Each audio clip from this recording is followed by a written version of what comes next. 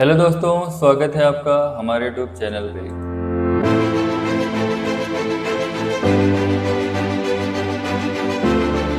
तो जैसा कि आपने थंबनेल में देखा है, आज हम पढ़ने वाले हैं रेज्यूम के बारे में कि एमएस वर्ड में हम रेज्यूम कैसे डिज़ाइन करेंगे। तो चलिए शुरू करते हैं आज की वीडियो।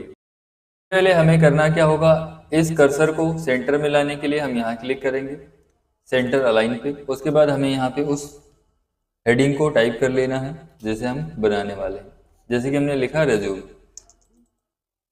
रेज्यूम टाइप करने के बाद आपको एंटर करना है और उसके बाद आपको कर्सर को लेफ्ट अलाइन कर लेना है। लेफ्ट अलाइन हो जाने के बाद यहाँ पे आपको अपनी डिटेल्स लिखनी है, जैसे कि आपका नाम। मैं यहाँ पे नाम लिख देता हूँ।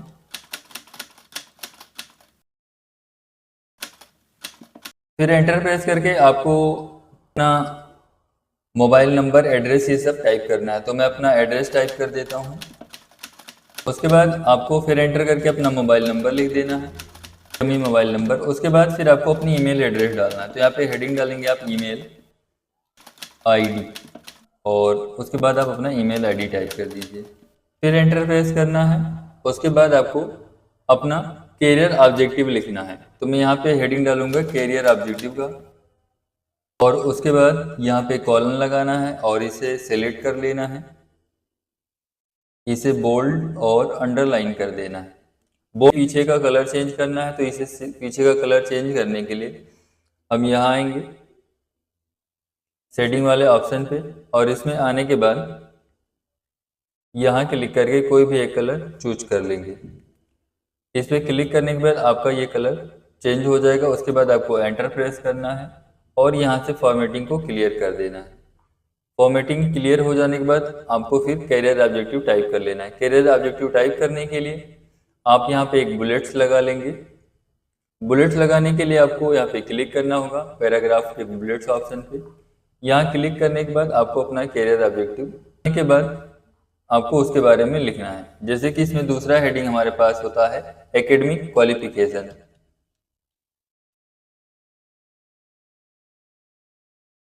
क्वालिफिकेशन इसको भी सेम वही फॉर्मेटिंग करनी है जैसे कि कैरियर ऑब्जेक्टिव का हुआ। आपको एकेडमिक क्वालिफिकेशन लिखने के लिए इसमें एक टेबल डिजाइन करना है। जैसे कि आपको क्या करना होगा, यहाँ पे इंसर्ट में आना है, फिर क्लिक करना है टेबल पे, जिसमें आपको क्वालिफिकेशंस की डिटेल्स लिखनी है। अब उस टेबल को कैसे डिजाइन करेंगे तो आगे हम देख लेते हैं कि उसमें हमें क्या क्या लिखना है।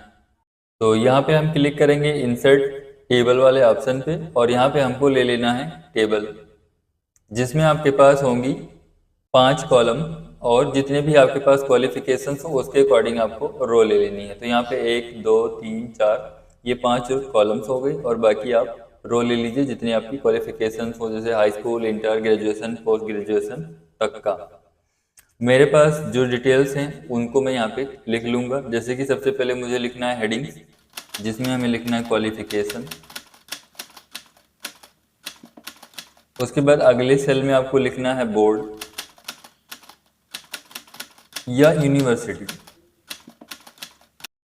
उसके बाद फिर अगले सेल में आपको लिखना है पासिंग ईयर।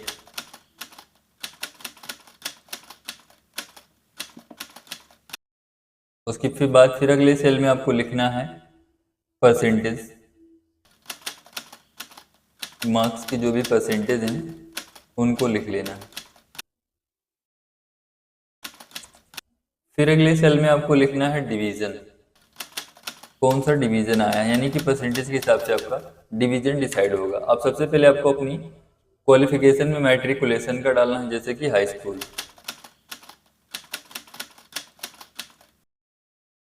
उसके बाद हाई स्कूल का बोर्ड या यूनिवर्सिटी आपको डाल देना है। जैसे कि अमूमन आप यूपी से हैं तो आप यूपी बोर्ड से पढ़े होंगे, या फिर आप सीबीएसई बोर्ड से पढ़े होंगे। जो बोर्ड आपका है वो आप यहाँ पे डाल देंगे। उसके बाद पासिंग ईयर आप डाल दीजिए। फिर आगे आपको कितने मार्क्स मिले थे वो आप यहाँ पे डाल दीजिए, यानी कि परसेंटेज। और उसके बाद आगे आप कौन सा डिवीजन मिला था वो आप यहाँ पे डाल देंगे। उसके बाद आगे आएंगे, अगला क्वालिफिकेशन आप लिखेंगे जैसे कि इंटरमीडिएट।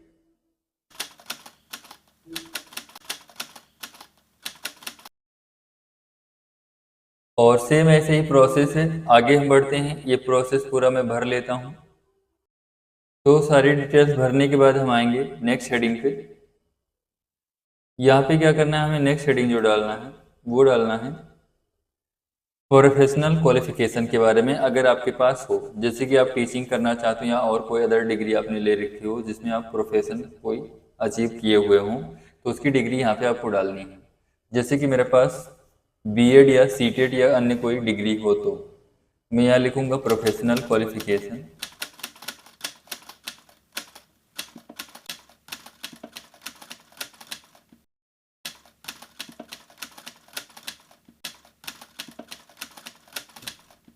एंटर प्रेस करेंगे, इसको भी सेम फॉर्मेटिंग कर लेंगे, bold, italic, underline. Professional qualification के लिए भी हमें सेम टेबल डिजाइन करना है, जैसे कि यहाँ पे आप ऊपर देख रहे हैं ये टेबल डिजाइन है। इसी तरह से इस टेबल को भी मैं कॉपी कर लूँगा यहाँ से और नीचे आके मैं पेस्ट कर दूंगा। उसके बाद इसमें हमको जितने भी रो और कॉलम चाहिए उनको मैं बना लूँगा। जैसे कि मुझे कॉलम और 2 रो चाहिए एक्स्ट्रा, तो उसके लिए मैं यहाँ पे लिखूँगा, सबसे पहले मैं लिखूँगा DLED, और DLED लिखने के बाद यहाँ पे लिखूँगा मैं बोर्ड और यूनिवर्सिटी का नाम। उसके बाद पासिंग ईयर मेरा रहेगा 2022। उसके बाद यहाँ पे मार्क्स लिखने हैं, कितने परसेंटेज मार्क्स मिले थे, तो मुझे मिले थे 88.82%। और यहाँ पे डिवीज़न लिख देना है। उसके बाद आपको अगला क्वालिफिकेशन लिखना है, जैसे मैंने किया हुआ सीटेट। सीटेट यहाँ पे कौन से बोर्ड से होता है, तो सीटेट होता है CBSE बोर्ड से, तो मैं लिख दूंगा CBSE। उसके बाद ईयर लिख देना है 2024, और उसके बाद यहाँ पे लिख देना है मार्क्स। तो सीटेट में मुझे मार्क्स मिले हैं 69.25%। आगे हम बढ़ते हैं नेक्स्ट क्वालिफिकेशन की तरफ, जैसे कि हमको लिखना है टेक्निकल क्वालिफिकेशन। तो यहाँ पे एक और हेडिंग हम डालेंगे टेक्निकल क्वालिफिकेशन का।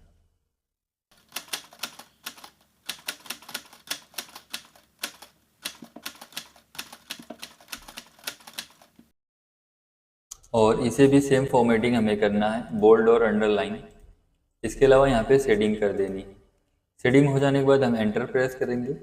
इसके बाद हम लिखेंगे इसमें टेक्निकल क्वालिफिकेशन में सेम टेबल आपको बना लेनी है। इसमें आपको क्या रखना है, कौन सी टेक्निकल क्वालिफिकेशन है और वो आपने कब पास किया और उसमें ग्रेड क्या मिला आपको, यानी कि यहाँ पे आपको लिखना है क्वालिफिकेशन।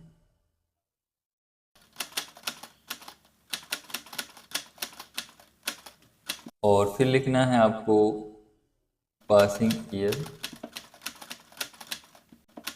और फिर लिखना है ग्रेड। यहाँ पे सबसे पहले हम लिख लेते हैं CCC,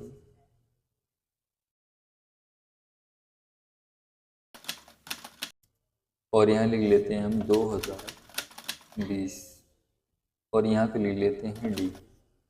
उसके बाद हम लिखेंगे ADCA। आगे बढ़ते हैं, आगे हेडिंग वो है वर्क एक्सपीरियंस का। यहाँ पे हम लिखेंगे वर्क एक्सपीरियंस।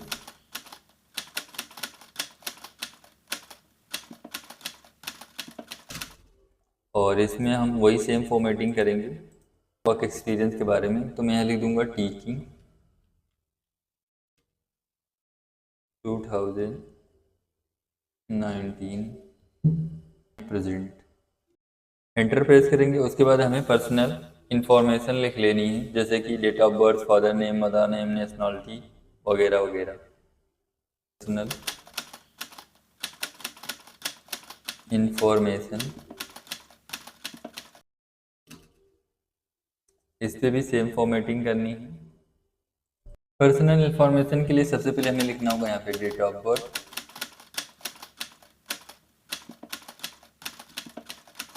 उसके बाद एंटर प्रेस करके लिखना होगा फादर्स नेम,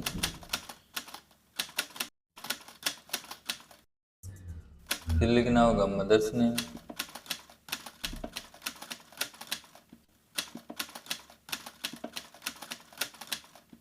फिर हम लिखेंगे नेशनलिटी, फिर एंटर प्रेस करके हम लिखेंगे मैरिटल स्टेटस,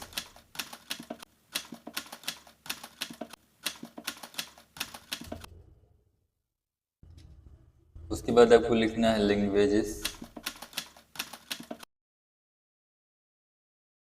और फिर लास्ट में आप लिखेंगे हॉबीज। इन सभी डिटेल्स को भी आपको फिल कर लेना है। उसके बाद आप यहाँ नीचे क्लिक करके डिक्लेरेशन लिखेंगे।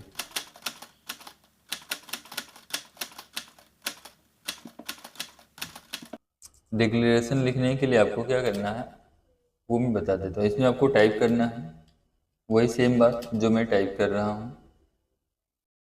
उसके बाद हम लिखेंगे डेट, और टैब बटन दबा के हम स्पेस करके यहाँ पे लिखेंगे प्लेस। यहाँ पे अपनी फ़ोटो लगानी है। फ़ोटो लगाने के लिए आप क्लिक करेंगे इंसर्ट में, यहाँ पे आप आएंगे शेप्स में। शेप्स में आपको एक रेक्टेंगल ले लेना है और यहाँ पे ड्रॉ करना है। रेक्टेंगल ड्रॉ हो जाने के बाद आपको इस पर क्लिक करके फॉर्मेट में आना है, सेव फिल पे क्लिक करना है और यहाँ पे पिक्चर पे क्लिक करना है। और फिर आप आएंगे यहाँ पे डाउनलोड्स में और एक फ़ोटो आप सेलेक्ट करके और इंसर्ट बटन पे क्लिक कर देंगे।